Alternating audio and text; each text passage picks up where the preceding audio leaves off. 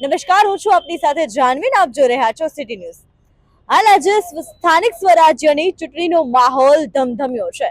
ત્યારે હાલ આપની સાથે જોડાયા છે આમ આદમી પાર્ટીના ઉમેદવાર એવા બ્રિજરાજ સોલંકી. આપનું સ્વાગત છે અમારા સિટી ન્યૂઝમાં. હાલ અત્યારે જે ચૂંટણીનો માહોલ છે એ કેવો માહોલ છે અને લોકોનો રિસ્પોન્સ કેવો છે? સૌ પ્રથમ તો સિટી ન્યૂઝના તમામ દર્શક મિત્રોનું આ તકે હું ખૂબ ખૂબ સ્વાગત કરું છું અને આપનો પણ ખૂબ ખૂબ આભાર વ્યક્ત કરું છું. જે રીતના સમગ્ર ગુજરાતની અંદર સ્થાનિક સ્વરાજની ચૂંટણીના પડઘમ આવી ગયા છે, 26 તારીખે જ્યારે મતદાનનો દિવસ છે ત્યારે આજે હું રાજકોટ વિધાનસભા 71 વોર્ડ નંબર 18 અમારા શિક્ષિત અને યુવા ઉમેદવાર અમારે સૂરજભાઈ બગડા હોય, રાજેશભાઈ પટેલ હોય, રીટાબેન હોય અને સોનલબેન, આ તમામના પ્રચાર અર્થે આજે રાજકોટ ખાતે આવવાનું થયું છે. ત્યારે ખૂબ સારો એવો માહોલ ચૂંટણીનો મને લાગી રહ્યો છે અને સમગ્ર ગુજરાતની અંદર મને સ્ટાર પ્રચારકની જવાબદારી આપી છે, એટલે ખૂણે ખૂણે હું જાઉં છું, પ્રચાર કરું છું. અને અમારી આમ આદમી પાર્ટીની જે સમગ્ર ટીમ છે, માનનીય ગોપાલભાઈ ઇટાલિયા હોય, ઈશુદાનભાઈ ગઢવી હોય, ચેતરભાઈ વસાવા હોય, પ્રવીણભાઈ રામ હોય, આ તમામ લોકો રાત દિવસ જોયા વગર અત્યારે લોકોની સુખાકારી માટે, લોકોને જાગૃત કરવા માટે, જે મૂળભૂત સુવિધાઓથી જે લોકો વંચિત રહી ગયા છે. ગુજરાત એક હાઈએસ્ટ ટેક્સ પેઇંગ સ્ટેટ છે. સમગ્ર ભારત દેશની અંદર સૌથી વધારેમાં વધારે જો કોઈ ટેક્સ ભરતું હોય તો એ ગુજરાતના લોકો છે. ત્યારે મૂળભૂત સુવિધાથી પણ વંચિત રાખવાના પ્રયત્ન કરવામાં આવ્યા છે. તૂટેલા રોડ રસ્તાના પ્રશ્ન હોય, પીવાના પાણીના પ્રશ્ન હોય, વીજળી, ગટર, સરકારી દવાખાનાઓ, સરકારી શાળાઓ, આવા અનેક પ્રશ્નોથી ગુજરાતના લોકો ત્રાહિમામ પુકારી ચૂક્યા છે. ને આમ આદમી પાર્ટીએ 6000 કરતાં પણ વધારે શિક્ષિત અને યુવા ઉમેદવારો મેદાનમાં ઉતાર્યા છે. ત્યારે મને 100% વિશ્વાસ છે કે આવનારી જે જિલ્લા પંચાયત અને તાલુકા પંચાયતની ચૂંટણીઓ આવે છે, કોર્પોરેશનની ચૂંટણીઓ આવે છે, એમાં ખૂબ જ્વલંત સફળતા આમ આદમી પાર્ટી મેળવવા જઈ રહી છે. હંમેશા કોઈ પણ પાર્ટી જ્યારે આવે ત્યારે ચૂંટણીના માહોલ વખતે અનેક વાયદાઓ કરવામાં આવે છે. તો આ વર્ષે શું તમને લાગે છે કે આમ આદમી પાર્ટી જે પ્રાથમિક જરૂરિયાતના જે પ્રશ્નો છે એના ઉપર ખરી ઉતરશે? આપે ખૂબ સારો સવાલ પૂછ્યો, પરંતુ આ સવાલનો જવાબ હું આપને કહીશ કે તમે લોકોને પૂછો. લોકો આમ આદમી પાર્ટી ઉપર વિશ્વાસ અને ભરોસો એટલા માટે કરે છે કારણ કે એમણે દિલ્હી અને પંજાબના કામો જોયા છે. જે અરવિંદ કેજરીવાલ સાહેબે અને ભગવત માન સાહેબે આમ આદમી પાર્ટીએ જે કીધું એ કરીને બતાવ્યું, એના કરતાં પણ વિશેષ કરીને બતાવ્યું.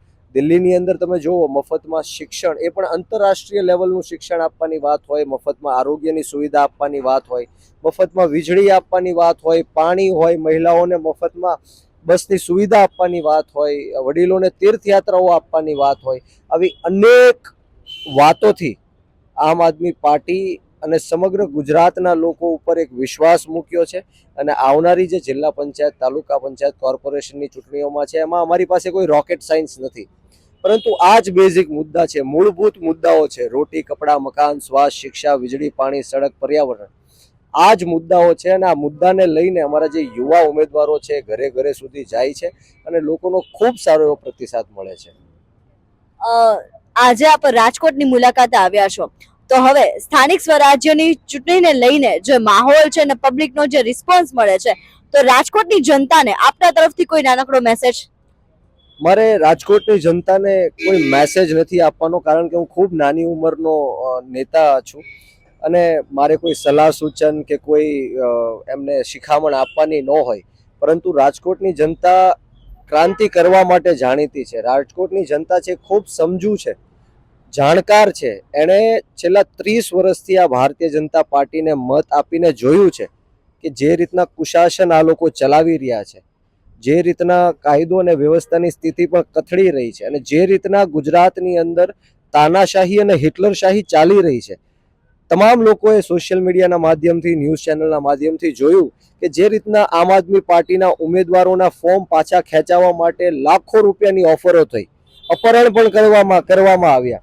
તો રાજકોટની જનતાને મારે એટલું જ કહેવું છે, હું એમ નથી કહેતો કે તમે આમ આદમી પાર્ટીને મત આપો, હું એવું નથી કહેતો અમારા ઉમેદવારોને મત આપો, પણ એકવાર વિચારો કે ભારતીય જનતા પાર્ટી જે ઉમેદવારોને ફોર્મ ભરાવે છે, ઉમેદવારી પત્ર ભરાવે છે, ઉમેદવાર બનાવે છે, એ ક્યાંક ને ક્યાંક ગુંડાઓ હોય, બુટલેગરો હોય, ડ્રગ્સ માફિયાઓ હોય, જે લોકોને ડરાવતા હોય, ધમકાવતા હોય, આવા લોકોને ટિકિટ આપે છે. અને બીજી બાજુ આમ આદમી પાર્ટી તમે જુઓ, યુવા, શિક્ષિત, એડવોકેટ હોય, પીએચડી હોલ્ડર્સ હોય, ડોક્ટરો હોય, એન્જિનિયરો હોય, શિક્ષિત લોકોને, યુવા લોકોને આગળ કરે છે.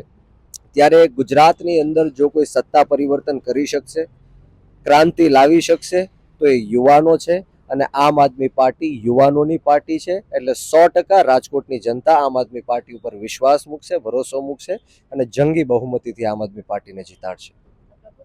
Thank you.